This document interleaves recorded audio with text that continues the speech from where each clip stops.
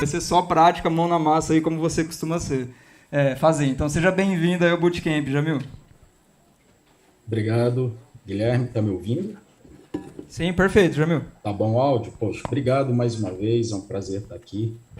Agradeço a você, ao Luiz, né? Deixo um abraço aí para o Edmundo, para o Henrique, para o Serrano, que são pessoas que eu admiro demais. E mais uma vez eu venho aqui apresentar para vocês um assunto, como você falou, bem hands-on, né? Que eu acho que é o papel nosso como startup, como CEO, como médico e pesquisador, para trazer um tema que eu gosto muito. Então, eu vou falar sobre as oportunidades e experiência em saúde digital para as startups, que é exatamente o que eu faço a minha vida inteira. Então, eu vou trazer um pouquinho aqui, um pouquinho da minha experiência e cases para inspirar todo mundo aí do Bootcamp, né? Então, antes de mais nada, só me apresentando, eu sou médico, né, de formação, fiz residência médica aqui na USP, São Paulo, em cardiologia e cardiologia intervencionista, pelo INCOR. Fiz doutorado pela Unifesp, na Universidade Federal de São Paulo. Sou professor de medicina da Faculdade Santa Marcelina, aqui em São Paulo. Sou coordenador de duas cardiologias intervencionistas, né, do Hospital Santa Marcelina, Hospital Carlos Chagas, médico do Einstein, e estudei em 2018 empreendedorismo na Universidade de Stanford, exatamente porque, de fato, eu não tive isso na minha formação médica. Então, fundei a WeCare, a W3.Care, a partir daí. Então, eu vou contar um pouquinho para vocês, pessoal, o tema que foi me dado de oportunidades em saúde digital. Antes de mais nada, eu gosto de trazer evidências, né? Então, se vocês olharem as diretrizes sobre telemedicina de uma sociedade brasileira extremamente ativa e que publica muito, ela é de 2019. Então, tudo que a gente fala hoje de tecnologia no Brasil é relativamente recente. São guidelines de telemedicina para a cardiologia, né, que foi publicado pela Sociedade Brasileira de Cardiologia. Então, assim, tudo que a gente traz aqui é sempre inovador, né? Então, acho que é muito interessante. Parabéns ao Bootcamp por trazer e fomentar esse tipo, né, de cenário hoje, e parabéns a todos que estão aqui participando. Bem, primeiramente a gente precisa responder um conceito, né? Eu acho que não adianta a gente falar sobre algum assunto se a gente não entender o conceito. E conceito a gente aceita, né? Não é algo que a gente questiona, porque de fato é algo bastante já documentado. E a primeira pergunta que eu sempre me faço é o que é telemedicina, né? Que é um assunto que eu vou trazer aqui, que é um dos focos hoje de atuação da nossa startup, né? Então, primeiro, a telemedicina nada mais é um termo hoje focado muito para a parte médica, mas hoje o tema melhor seria telesaúde ou telehealth, onde você engloba também outros profissionais da área de saúde, mas ficou o termo meio popular, telemedicina, mas a gente tem que entender que seria o ideal telesaúde, né? E ela pode ser, obviamente, entre profissionais da área de saúde, então entre médicos, entre nutrólogos, psicólogos, entre vários profissionais da área de saúde, que nada mais é do que uma comunicação entre dois profissionais da área de saúde. Essa comunicação ela pode ser síncrona, quando ela ocorre como a gente está aqui agora, ao vivo, ou ela pode ser assíncrona. Eu gravo alguma coisa, transmito, aquela pessoa ouve, responde, e então ela ocorre em tempos distintos. Então, isso é muito comum na área da saúde, e ela nunca foi um empecilho para a regulamentação, a interconsulta, né, que é a comunicação, a segunda opinião, enfim, isso sempre existiu no meio médico. Por exemplo, um holter, né, a gente tem esse tipo de conectividade, o médico transmite para outro que é laudado, ou um laudo de radiologia. Então, esse procedimento de entre profissionais de saúde, que a gente chama de teleinterconsulta ou segunda opinião, são aplicados em vários cenários, e nunca houve nenhum empecilho jurídico ou embaraço jurídico, como vou apresentar aqui mais para frente para vocês. Então, é entre profissionais da área de saúde. Existe também a possibilidade entre o profissional de saúde e o paciente, né? Então, ela pode ocorrer de vários formatos, através de vídeo, voz, e-mail e etc. Então, você tem uma comunicação entre o paciente e o médico ou outro profissional de saúde. Por exemplo, a teleconsulta é um exemplo disso. Ou o paciente ele está conectado a algum gadget, né? algum sensor, algo vestível, ou seja, um aparelho, e a partir dali aquele sistema digital vai transmitir para o profissional de saúde, né, que são os smartphones, os wearables, os aplicativos mobile, entre outros. Então, isso é interessante, que assim, o termo telesaúde ele é muito amplo, ele engloba várias modalidades, e é muito importante, quando a gente vai construir uma solução, entender efetivamente, porque cada cenário desse tem uma aplicabilidade e tem também, obviamente, uma jurisprudência, né, uma legislação a respeito. Então, entendendo isso, a gente pode definir telesaúde a qualquer comunicação digital, seja entre profissionais de saúde ou profissionais de saúde e paciente, ou sistemas conectados ao paciente em prol da promoção da saúde, em prol da saúde. Então, isso seria uma definição mais ampla, na minha opinião, e que engloba vários cenários importantes. Bem, e por que esse sistema cresce no mundo inteiro? Então, aqui é um artigo do New England Journal of Medicine, que talvez seja a revista médica que tem maior impacto hoje, fator de impacto na comunidade científica, e existem 5 pontos que fazem o crescimento da telesaúde no mundo inteiro. Eu vou trazer para vocês dados práticos, né? Então, primeiramente, é o sistema de financiamento, é o meio de pagamento, né, hoje da telesaúde. Então, quando a gente vem para um cenário brasileiro, hoje a ANS ela já traz meios de pagamentos para a teleconsulta. Então, isso é muito importante, né? Então, se você não tem uma fonte pagadora, provavelmente aquela tecnologia, aquele serviço não iria prosperar, que não é o caso mais, como vocês estão vendo aqui. Então, a própria ANS, que é a Agência Nacional de Saúde Suplementar, traz isso dentro do rol de pagamentos, a questão da teleconsulta. No SUS, só para vocês terem uma ideia, e são dados do DataSUS Tabnet, que é de consulta pública, já existem mais de 90 empresas de telesaúde que estão vinculados ao segmento de saúde, ou seja, então, a gente já tem aqui a telesaúde 96, mas esse número, obviamente, está muito maior, porque a cada dia surge uma empresa e, por normativa legal, essa empresa tem que estar registrada, logicamente, sobre essa modalidade, sobre esse KNAI. Então, isso vem crescendo progressivamente no Brasil, e são dados do DataSUS Tabnet. Outro ponto que a gente vê como crescimento e oportunidades, que é o tema dessa aula, é que houve um avanço, né, dos registros eletrônicos de dados e sistemas de suporte à tomada de decisão.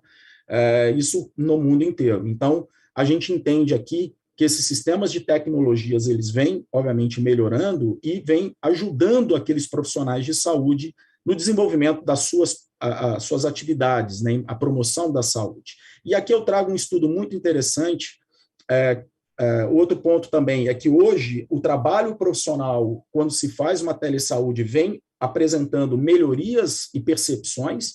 E o outro ponto também, obviamente, é o consumo, né, crescente desses sistemas de saúde, principalmente os sistemas digitais, ou seja, uma necessidade maior, e a pandemia nos mostrou isso. Para esses 3 pontos, eu trago um dado muito interessante, que é um artigo publicado pela Associação Médica Americana, que fez uma comparação com mais de 4.000 profissionais da área de saúde em 3 anos de diferença. Então, ele comparou 2016 e 2019, o crescimento de várias tecnologias na área de saúde. Vocês veem que houve um aumento em todas as modalidades, mas principalmente as teleconsultas e as visitas virtuais, né?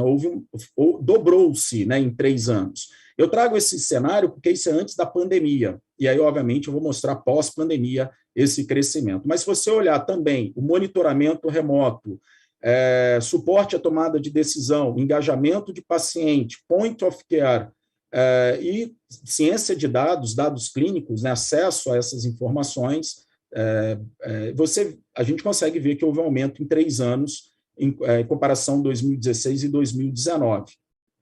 Mas a teleconsulta foi o que mais aumentou, dobrou-se em relação a 3 anos antes dessa pesquisa.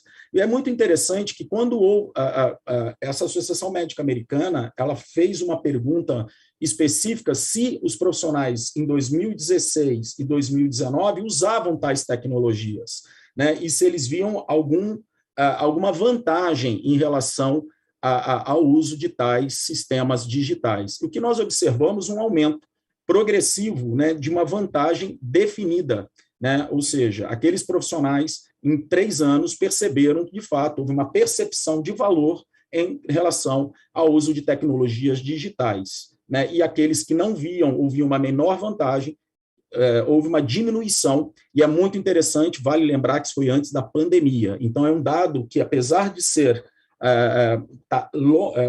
não é um dado recente, mas ele mostra que esse é um crescimento que já vinha apresentando desde de 2019. Então, a gente tem essa percepção e, obviamente, eu vou trazer dados pós-pandemia. Bem, entre todas as modalidades de saúde digital, o que nós observamos que os profissionais ou eles já estavam usando, então eles não havia em 2016 os que já estavam prontamente usando, para 28 a frequência do uso de tais tecnologias. Então, de fato, a percepção de valor foi muito grande. Praticamente aqueles que não usavam surgiram em 3 anos, e aqueles que irão adotar em 1 ano ou que irão adotar após 1 ano também aumentaram. Então, de fato, a percepção de valor é muito importante para que quem está trabalhando com sistemas de tecnologias digitais, ou aqueles que não estão, saibam que os profissionais de saúde percebem esse valor e procuram, estão ávidos por tecnologia. Então, aqui, acho que trago uma provocação para todos que estão aqui, de fato, para continuarem engajarem, porque, de fato, isso vem aumentando no mundo inteiro.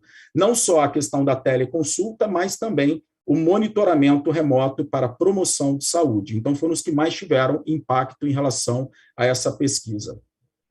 E a pergunta mais interessante, né, qual é, de fato, né, a melhor proposta de valor? Qual foi a proposta de valor que os profissionais perceberam para adotar tais tecnologias em 3 anos de diferença? Então, assim, aqui vocês vão ver inúmeras perguntas, desde aumento de receber, enfim, de valores, etc., mas o único que teve, de fato, uma percepção de valor é que os profissionais de saúde, usando tecnologia, eles podiam cuidar dos seus pacientes de forma remota.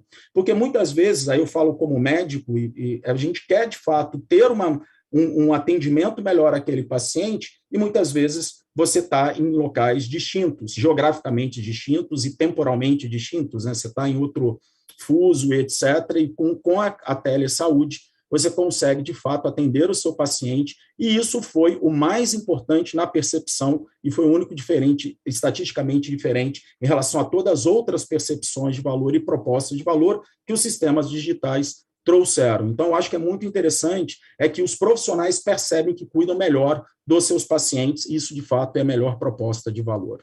Se nós não entregarmos isso, de fato, a gente precisa rever as nossas propostas de valores de nossas soluções.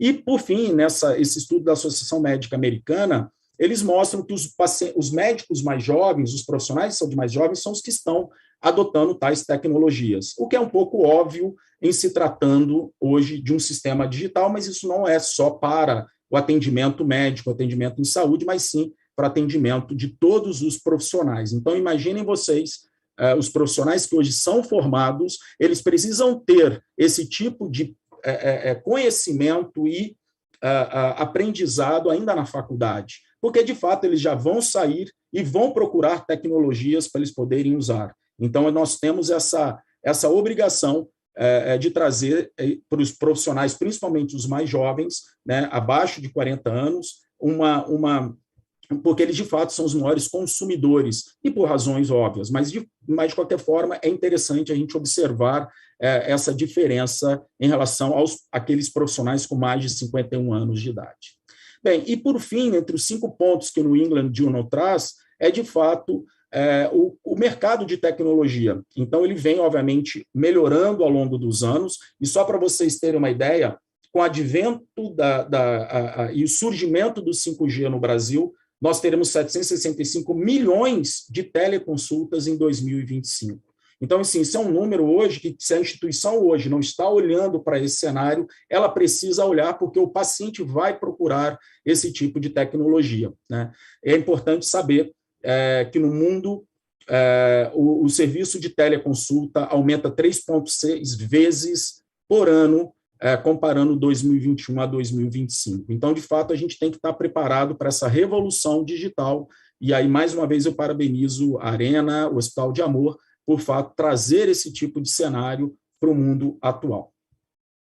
Bem, no Brasil, por que a telemedicina é importante? Então, essa é uma pergunta que eu sempre me fiz e foi um dos motivos de eu levar isso até para o Senado, na época do debate da questão da teleconsulta no Brasil. Primeiro que, se vocês olharem, a gente tem um gráfico do IBGE que mostra as cidades mais populosas do Brasil, que são o verde mais escuros, né? Enquanto que aquelas áreas com menos, municípios com menos de 50 residentes, habitantes, geralmente estão na metade superior do Brasil, se a gente puder dividir o Brasil ao meio, né? E quando nós olhamos a densidade de profissionais médicos no Brasil, vocês observam que ocorre uma concentração muito grande, né, na metade inferior, enquanto cidades, mesmo populosas, não têm muitos médicos por mil habitantes. Então, de fato, a gente tem uma distribuição muito heterogênea do acesso à saúde no Brasil e uma distribuição de médicos também muito heterogênea no Brasil. E se nós olharmos dados da própria Conselho Federal de Medicina, aqui é um estudo da Faculdade de Medicina da USP, mostrando que no Brasil nós temos 1,16 médicos por mil habitantes na região norte, 1,41 na região nordeste, enquanto que 2,36 centro-oeste, 2,81 sudeste, 2,31 no sul. Então, a região norte e nordeste tem menos de 2 médicos por mil habitantes. E quando a gente vai atrás, por que isso é importante? A Organização Mundial de Saúde ela recomenda, para uma boa promoção da saúde, para uma boa cobertura em saúde, uma relação acima de 2,3. Então, vejam vocês que, basicamente, a região centro-oeste ela quase empata, a região sudeste e sul é que consegue, de fato, hoje, pela Organização Mundial de Saúde, trazer essa relação. Isso é extremamente importante e, por isso, a teleconsulta ela é extremamente importante dentro de um cenário com uma distribuição tão desigual e tão heterogênea como no Brasil.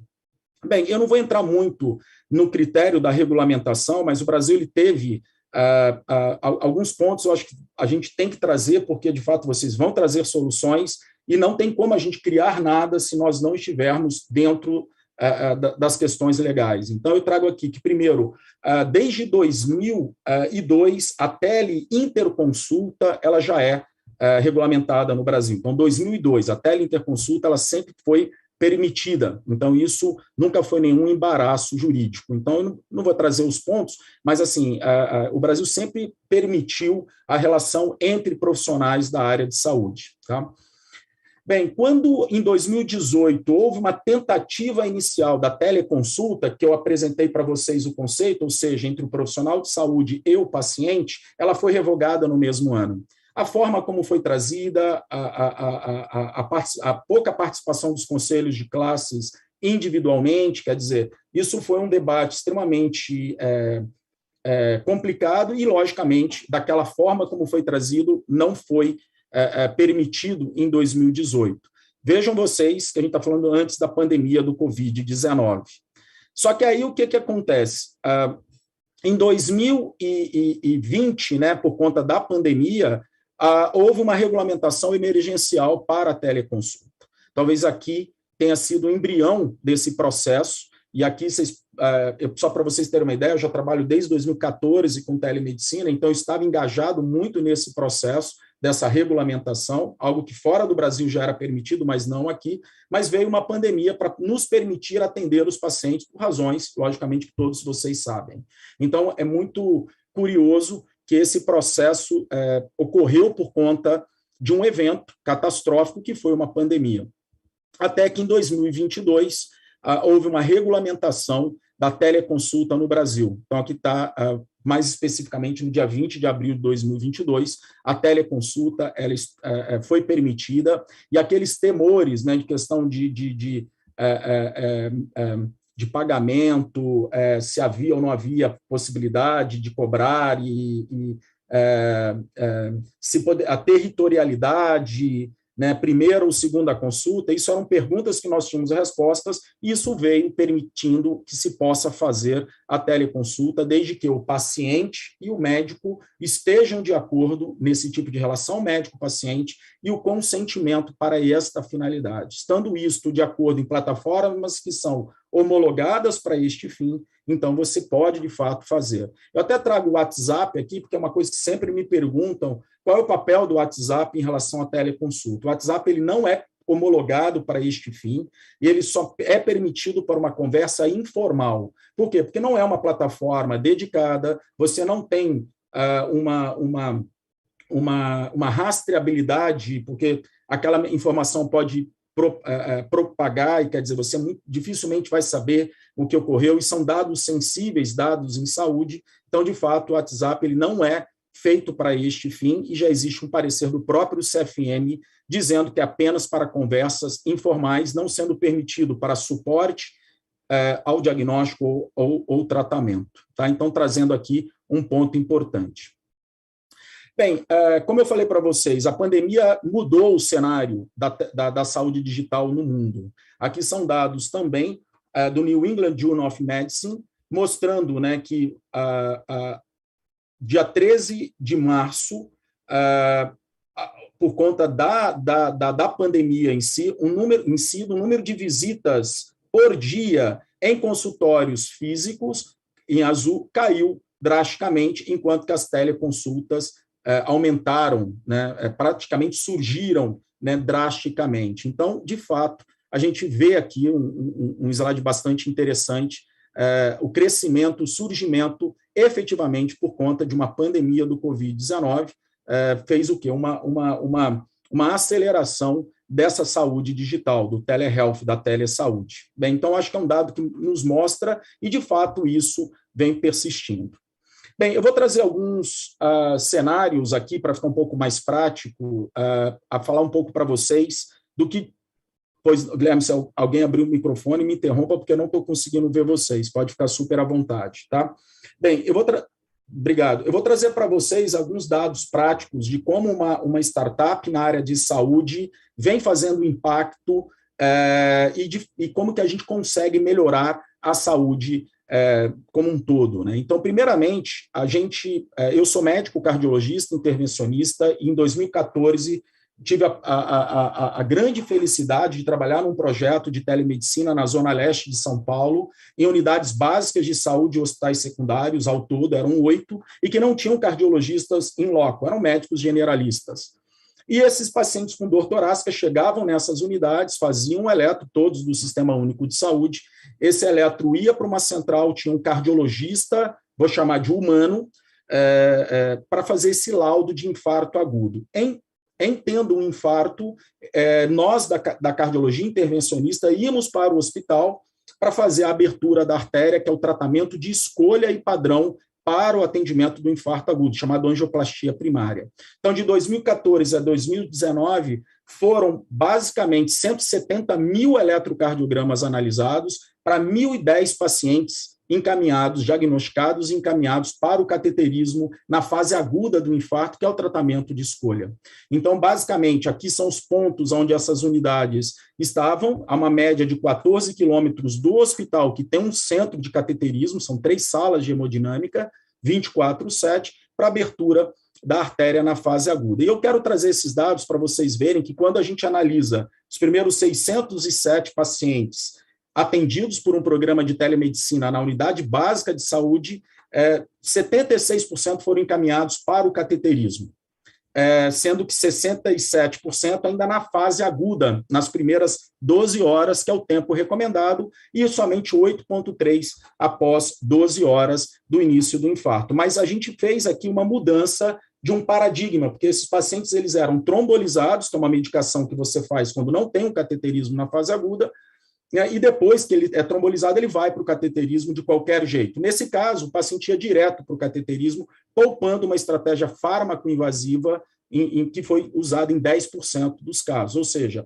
antes era 100%, hoje a gente conseguiu baixar para 10% a administração do trombolítico e encaminhar para o cateterismo para uma estratégia de mandar imediatamente para um laboratório de cateterismo, sendo a grande maioria, em 68%, foram encaminhados nas primeiras 12 horas do infarto. O que isso impactou? Primeiro, em custo, que isso é custo hospitalar final. Aqui está em dólar. Então, assim, o custo, se eu mando um paciente imediatamente para um cateterismo, ele gasta $2.478, enquanto que aquele que toma um trombolítico e vai, gasta $3.788 custo total. E aquele que chega tardiamente, ou seja, não adianta a gente colocar uma proposta de telemedicina nas UBSs, nas UPAs, esse paciente precisa ir para o cateterismo, aqueles que chegavam depois de 12 horas gastavam o dobro, mesmo indo para o cateterismo, ou seja, a gente tinha 12 horas para agir, e esses pacientes que chegavam tardiamente, eles gastavam mais, porque eles ficavam muito mais tempo em UTI, 3,87 diárias em média de UTI,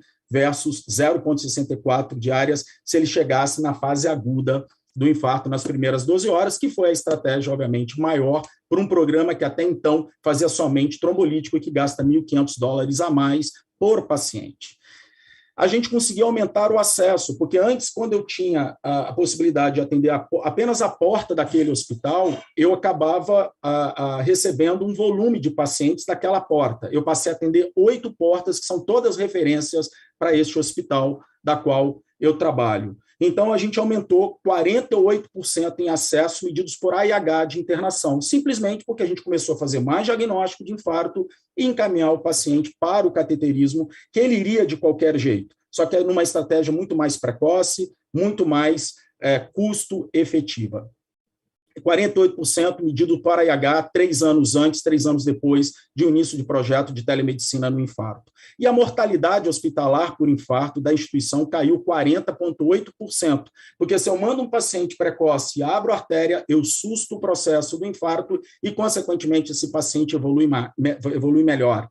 Consequentemente, eu reduzo o custo, eu reduzo mortalidade, exatamente porque você está fazendo o que tem que ser feito. E essa mortalidade aqui, não sei se o doutor Edmundo está aqui, eu sei que ele gosta muito disso, essa mortalidade é de país de primeiro mundo. Então, a gente conseguiu colocar um world class tratamento global, tratamento world class, né, ou seja, mais correto, mais adequado no mundo inteiro, num sistema único de saúde, levando mais pacientes e reduzindo muito essa mortalidade. E quando a gente compara diária de UTI, redução de diária de UTI e trombolítico, a economia para o sistema único foi de $1 milhão em 3 anos e meio de projeto. Ou seja, além de tudo, a gente reduziu o custo do atendimento desses pacientes, simplesmente porque a gente fez um diagnóstico e encaminhou mais precocemente.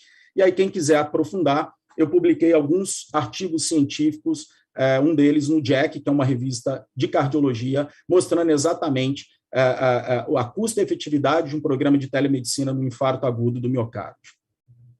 Bem, como startup, a gente falou, poxa, bacana, a gente está resolvendo, mas é muito pouco ainda. Por quê? Porque eu tinha que atender 170 mil eletrocardiogramas para gerar 1.010 pacientes, ou seja, menos de 1%.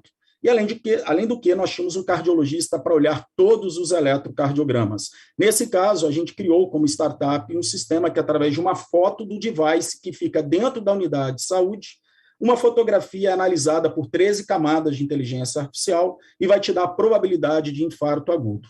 Não sendo, ou seja, a resposta é não, em 13 canais de imagens convolucionais, eu descarto a possibilidade de infarto.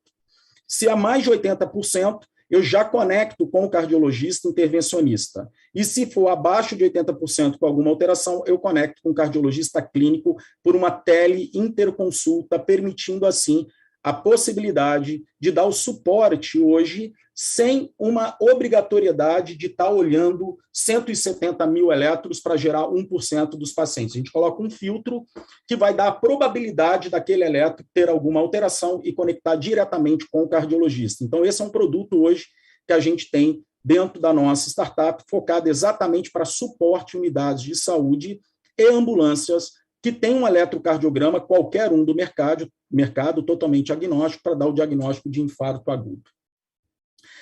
Bem, a gente não só atende hoje infarto agudo, a gente tem hoje uma solução chamada Telecare APH, que permite um suporte desde o primeiro momento daquela ambulância, seja do login, do logout, da escala realizada, seja do motorista, seja do profissional de saúde. Hoje a gente faz o checklist da viatura, que é uma obrigatoriedade legal, então as startups precisam entender, de fato, a jornada do cliente e entender o que, de fato, aquele cliente precisa, seja para a viatura, seja para o checklist de materiais e medicamentos que aquela ambulância precisa. Isso ele fazia antes no papel, hoje ele faz digital. Então, hoje a gente já cuida da jornada, gestão 360 graus das ambulâncias e resgates, desde a entrada daquele funcionário para assumir aquele plantão e ficando ele, então, disponível para receber uma chamada. E a base, o cockpit, ao receber a solicitação de ambulância, já empenha aquela viatura que está vaga dentro da geolocalização mais próxima daquele paciente para reduzir o tempo-resposta, que é pegar o paciente e levar até o hospital destino. Então, a gente tem tanto um cockpit do tráfego, quanto também a comunicação digital, tanto para o motorista quanto para a ambulância, a equipe de saúde que precisa ir para um local, buscar aquele paciente e levar para o hospital mais adequadamente, como também nós temos hoje toda a parte do input da informação clínica de atendimento pré-hospitalar. Então, a gente não dá suporte só para infarto, a gente dá suporte para acidente vascular cerebral, trauma e também já outras urgências, emergências, através de um input do dado clínico. Isso aqui ele faria no papel. Então, a jornada ela fica toda digital, gerando dados, métricas, informações em tempo real e, ao mesmo tempo, a gente captura, inclusive, o que foi consumido dentro da viatura, que antes ele escrevia no papel e agora, de uma forma simples, ele consegue colocar aquela informação, já gerando um inventário do consumo por missões dos pacientes atendidos em ambulâncias e resgates. Essa é a tela da regulação médica, então o médico está acompanhando todo aquele cenário, quem que está lá dentro, qual é o quadro clínico, por critérios de gravidade, então a gente traz uma otimização dessa regulação médica, e, ao mesmo tempo, a gente acompanha o tracking dessas viaturas e medindo tempo, locais onde essas viaturas são encaminhadas, melhorando, assim, cada vez mais os desfechos. Hoje a gente ganha 40% menos encaminhamentos desnecessários para os hospitais, que você pode resolver muitas vezes dentro da casa do paciente, casos de baixa complexidade, e você reduz também 12 minutos, em média, numa cidade de São Paulo, em pegar o paciente e levar para o hospital correto. 12 minutos numa situação de urgência e emergência é um cenário extremamente importante e salva vidas. Além de geração de dados, métricas, informações, hoje são mais de 80 variáveis que nós capturamos dentro desse cenário. Então, a gente tem tudo que é feito é aferido e trazido num data lake e num front-end muito interessante, onde o gestor sabe efetivamente o que está acontecendo. Sem uma solução como a nossa, no papel e caneta e rádio, você não consegue gerar essas métricas. Então, hoje a WeCare, ela trabalha nesse cenário de pré-hospitalar com grandes players de mercado e grandes operadoras já no presente momento. Bem, eu vou falar um pouquinho para vocês da questão da telesaúde, da teleconsulta em si, que é uma permissividade, como eu te mostrei, como eu falei para vocês, a partir da pandemia, a gente já vem construindo uma plataforma que hoje já está regulamentada. Então, hoje a gente oferta, tanto para o profissional de saúde, médico e não médico, através de um sistema fácil, simples, com eCPF integrado, com validação direto no Conselho Federal de Medicina, que é uma obrigatoriedade legal, definições de agendas e dashboards operacionais para geração de consulta, onde nós temos um streaming nativo e proprietário para aquele paciente poder conectar com o médico, trazendo aí uma segurança adicional, porque a gente entende como empreendedor que essa informação que é gravada em áudio, se você usa sistemas embarcados, você tira a sua segurança do processo, um prontuário dedicado à teleconsulta e, o mais interessante, uma prescrição digital proprietária e nativa sem usar sistemas embarcados. Isso é fundamental. Por quê? Porque se você usa um sistema hoje de prescrição digital que está conectado a uma indústria farmacêutica ou uma farmácia, esses dados inevitavelmente serão, de alguma forma, compartilhados, e a gente sabe a importância do dado e a segurança do dado. Então, a WeCare, ela trata isso de um cenário muito específico, onde a gente faz essa conectividade de uma forma proprietária e nativa. Obviamente, o paciente precisa ter um aplicativo que pode ter uma consulta agora ou numa fila de agendamento, então isso é fundamental, com as agendas dos médicos, muito fácil e visualmente interessante, quer dizer, você precisa trazer essa tecnologia para o paciente, para que ele se sinta melhor nesse contexto, né? Então eu trago aqui até um ponto específico que a gente errou bastante no momento quando ele falou, poxa, vamos lançar um app para o paciente baixar. A gente sabe que o paciente ele usa menos sistemas de aplicativos hoje em dia, porque ele vai usar uma ou duas, três vezes e depois ele apaga. Então, hoje é um web app que pode ser baixado no site da empresa ou no site da operadora, e é uma plataforma white label, onde a gente coloca a marca do cliente, então fica algo bastante interessante. Para vocês verem como que funciona o sistema da prescrição, no final da consulta, o paciente recebe aquela receita, não só a receita digital, como também a solicitação de exames e atestados, e se por acaso você quer encaminhar isso para uma farmácia, você tem que ter a permissividade do paciente, então a gente tem esse tipo de integração e cuidado, que é fundamental por conta da LGPD e privacidade de dados. Então, assim, a gente tem que estar sempre antenado com o que a legislação permite, para que a gente não tome ali uma penalidade, ou o nosso cliente, que é muito pior, né, também sofra alguma penalidade. Bem, só para discutir um pouco, né, para quem tem interesse, eu sei que tem várias startups que trabalham hoje, então hoje uma plataforma de telemedicina precisa ter uma segurança, isso a gente entende que segurança é ter sistemas proprietários e nativos, com criptografia dupla, então é lógico que nosso MVP não era esse tipo de padrão, a gente usava sistemas para validar as hipóteses, mas a gente entendeu, poxa, a gente precisa ter uma solução proprietária e nativa para que não haja compartilhamento desses dados dos clientes com terceiros, então isso a gente não faz e talvez tenhamos esse cuidado que poucas plataformas hoje trazem no mercado, usam sistemas embarcados, seja para transmissão de streaming, seja para prescrição digital, a gente de fato construiu tudo, porque de fato a gente entende isso como segurança. Existe a RIPA, que nada mais é do que um protocolo de segurança norte-americano para tratamento do dado. A questão da LGPD, então você precisa ter esse tipo de consultoria desde o primeiro momento. A gente, quando constrói uma solução, existe uma matriz chamada Privacy by Design, onde você vai estudar toda a privacidade do dado e mitigar aquela eventualidade de risco. E tem também a SBIS, que é a Sociedade Brasileira de Informática em Saúde, que traz níveis de segurança para soluções, nível 1, nível 2 e nível 3. Então, você precisa ter esse tipo de cuidado ao construir um sistema, uma plataforma de telemedicina, que existem inúmeras no mercado, mas muito poucas têm esse tipo de cuidado. É importante que tenha um sistema de agendamento pelo paciente, por um agendador, por exemplo, uma secretária no consultório, ou uma secretária da operadora, ou várias secretárias de um sistema de saúde para fazer aquele agendamento. Então, tem que ter hierarquias distintas para que faça o acesso somente na página do agendamento. E, obviamente, o profissional de saúde também pode agendar, porque muitas vezes eu estou fora da minha agenda disponível, mas eu quero atender um paciente em algum horário do dia, da noite. Então, de fato, você tem que ter várias hierarquias de permissionamento. Isso é fundamental para uma plataforma para que eu atenda todos os quesitos.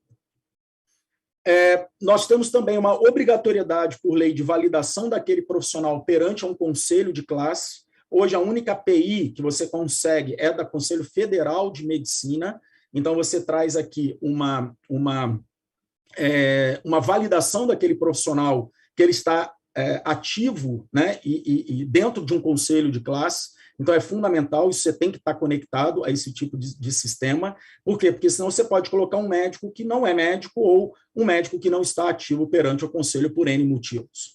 Na nossa interpretação, a gente tem que ter um sistema de prescrição eletrônica, digital, uma assinatura chamada ICP Brasil, que é o Instituto de Chaves Privadas Integradas. Então, a gente consegue, de fato, fazer esse tipo de assinatura, que é obrigatório por lei, seja de documentos, atestados e exames, né? Então a gente já consegue fazer isso. Enviar uma prescrição e link da consulta por SMS e e-mail foi uma coisa que a gente aprendeu na jornada do paciente. A gente começava somente com e-mail, mas muito paciente não tem e-mail, então a gente tem que mandar para um outro sistema. Então a gente usa um SMS, onde o paciente pode clicar e seguir ali todo o processo da teleconsulta. Aqui eu coloco também que tem que ter um termo de consentimento livre e esclarecido para o paciente dar o aceite. Então, nesse link tem que constar essa jornada, esse onboarding do paciente, tem que ter esse tipo de solução, senão aquela consulta pode ser questionada, e ali tem que ter, obviamente, uma curadoria, né, uma consultoria legal para que aquilo ocorra de forma correta. Um prontuário em nuvem criptografado, óbvio, né? Então, hoje, os sistemas são cada vez mais seguros em termos de construção, então o seu time de tecnologia tem que ter esse tipo de de entendimento, porque sem isso você pode estar correndo um risco. A gente entende que a webconferência tem que ser nativa e proprietária, porque senão você pode ter um acesso de terceiros àquela consulta e, logicamente, você grava aquilo, né, e, obviamente, você vai tomar uma penalidade. Então, quando você cria algo nativo, não usando sistemas embarcados, você traz uma segurança maior.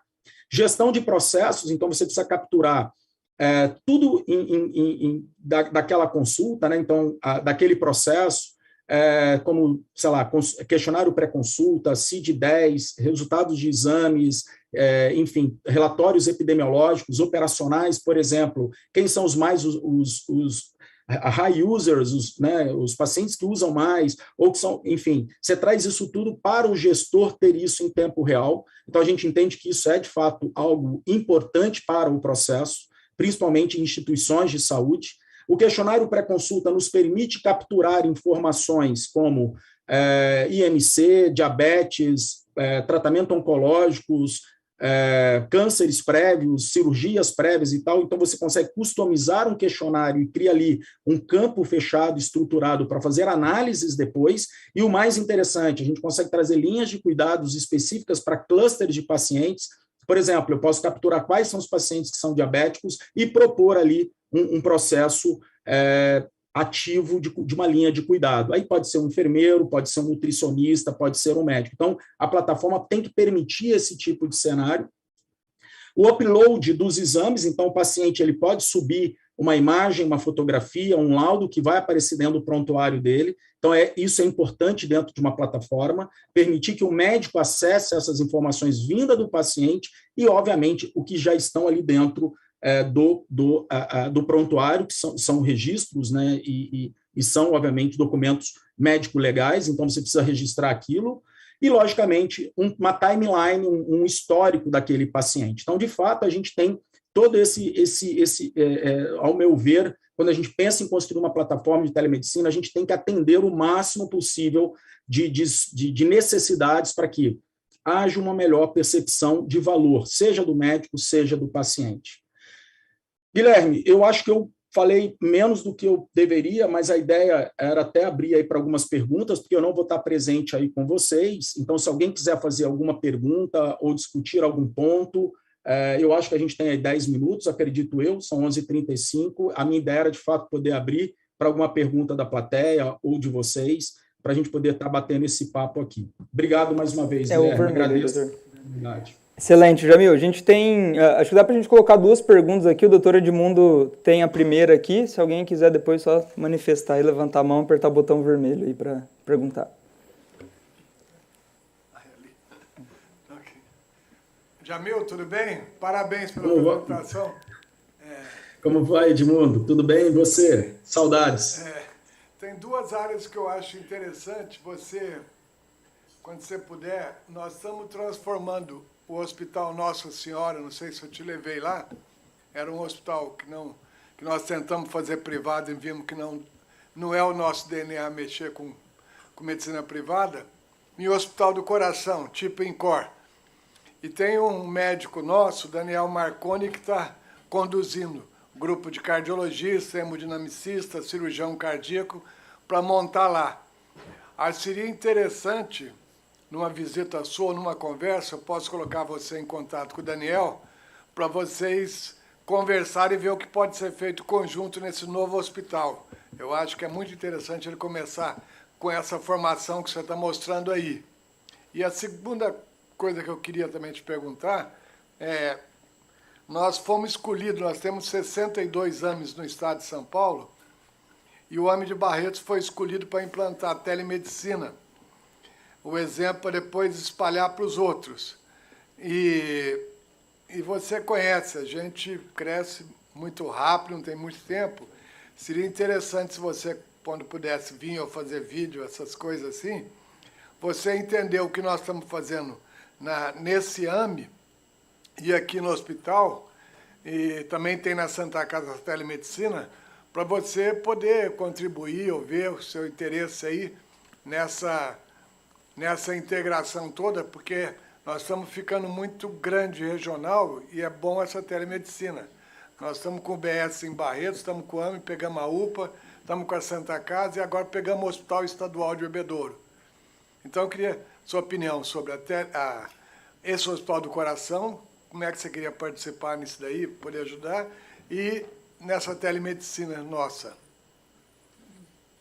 Primeiramente, obrigado pela pergunta, professor Edmundo. A gente tem, obviamente, total interesse, não é a primeira vez que a gente conversa a respeito disso. Minha admiração pelo Hospital de Amor é gigante, né? Inúmeras visitas que eu fiz aí, acho que desde 2018 eu conheço, fiquei muito feliz de encontrar o Guilherme, o Luiz aqui em São Paulo e ver como vocês estão evoluindo rapidamente nessa questão da inovação, que para mim, uma instituição como o Hospital de Amor, que tem praticamente, eu vou dizer que não são só essas unidades, vocês estão no Brasil inteiro, né, professor? Porque, de fato, vocês têm pacientes espalhados pelo Brasil inteiro. Então, cada paciente desse, de fato, pode usar algum sistema de telemedicina.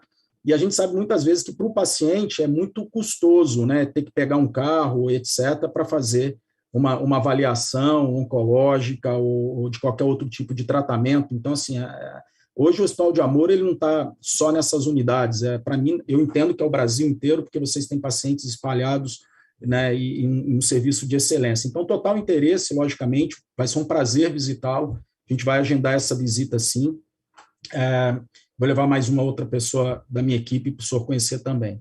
Bem, com relação ao suporte às unidades de saúde, Edmundo, isso é o que eu faço desde 2014, né? Eu entendo que o primeiro atendimento, seja ele, a gente está falando da cardiologia, né, eu conheço bem o Daniel também, um trabalho exemplar que ele faz, se a gente não der o primeiro atendimento efetivo e rápido, não tem muita saída, né? Metade dos pacientes com infarto morrem, né? Antes de chegar no hospital. E os outros 50% que podem ser atendidos, se a gente leva ele tardiamente, foi exatamente o que eu apresentei aqui para o senhor, de alguns trabalhos publicados na literatura, a gente reduz mortalidade, custo, aumenta acesso, aumenta o faturamento do hospital, que é super importante, porque eu estou gerando AIH de internação, que se eu não faço o diagnóstico de infarto lá, não adianta, né? Se eu não faço o diagnóstico, ele não vai entrar na rede. Então, assim, eu acho que o modelo que eu entendo que vale, e que é o que o senhor está comentando, ele tem que ser um modelo win-win, onde a rede hospitalar vai ganhar, onde o paciente vai ganhar, onde o médico vai ganhar, e os médicos da área de saúde que podem fazer uma tele-interconsulta com um especialista num local onde muitas vezes não tem cardiologista, que é o cenário nosso hoje no Brasil, sem dúvida nenhuma, Edmundo, é um programa que vai impactar muito e, obviamente, vai ser um case gigantesco aí para o Hospital de Amor e todas as unidades conectadas, né? E o mais interessante, a comunicação vai direto para o cardiologista intervencionista, né? Então, assim, porque se não há um programa desse, Edmundo, é muito simples. O paciente precisa chegar naquela unidade, ele tem que ter a sorte, vamos assim dizer, de ser atendido por um profissional que vai fazer um diagnóstico correto de infarto agudo, e a literatura mostra que se você pega médicos generalistas, somente 60% conseguem fazer um diagnóstico de infarto, né, não são cardiologistas, então, de fato, você consegue melhorar aquela assertividade daquele profissional, você vai ajudar aquele profissional a trabalhar, você vai ter, então, depois que encaminhar esse paciente, muitas vezes eles vão fora da janela de atendimento, como eu lhe mostrei, mesmo tendo um programa como o nosso, a gente teve algum percentual que fez o diagnóstico, mas por um motivo, não tinha uma ambulância, ou por uma falta de motivação qualquer, esse paciente não chegou a tempo, mas nós conseguimos em 68% mudar um status quo de trombólise e encaminhamento para o cateterismo, que sempre vai ocorrer, mesmo os pacientes trombolizados, por um cenário onde eu vou te mandar direto, já com comunicação para o hemodinamicista. Então, assim, eu me coloco super à disposição, Edmundo. Fiquei muito feliz de ver. Pois não. Vamos sim.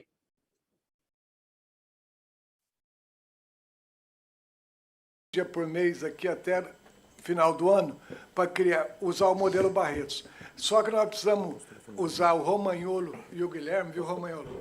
Eu acho interessante não só a gente usar o modelo Barretos, usar essas inovações do Jamil, mas criar um centro de treinamento. E aí vocês têm que participar, porque essa coisa não seja alguém que vai copiar o que está sendo feito de Barretos. Não. Vocês, além de copiar, falam assim, não. Nós ensinamos também como deve ser feito isso. Lá em Arapirá, como é que deve ser feito em Alagoas, como é que deve ser feito. Então, Jamil, eu sugiro, se você tiver agenda, marcar com o Romagnolo, com a gente, ficar... A hora que o senhor quiser. Já está marcado, então. Quiser. Já estou à disposição, Edmundo. Obrigado mais uma vez, um forte abraço. Satisfação imensa falar com você. Muito obrigado aí pela participação. Excelente, que acontece ao vivo. Aqui. Que acontece ao vivo as conexões aqui, ó. É assim, ó. Jamil, é isso, né, meu amigo? É isso aí. Tem alguma pergunta? Jamil, obrigado. Não, é Imagina. Isso. Putz, eu sei que você é um cara super acessível, disponível, apesar da agenda aí super complexa, loucura que eu sei que você vive. Estou mandando mensagem para ele aqui. Ó, o Dr. Luiz já está mandando mensagem aí para marcar já. Mas sei que ia ser super acessível aí via LinkedIn, tenho certeza que quem quiser aí pode conectar com você, que você é um cara sempre super parceiro da comunidade, do nosso ecossistema aqui. Então, obrigado mais uma vez aqui, dessa vez virtual. Fica o convite aí de estar presencial com a gente aqui nos outros bootcamps, inclusive no dia 10 de dezembro aí também, tá?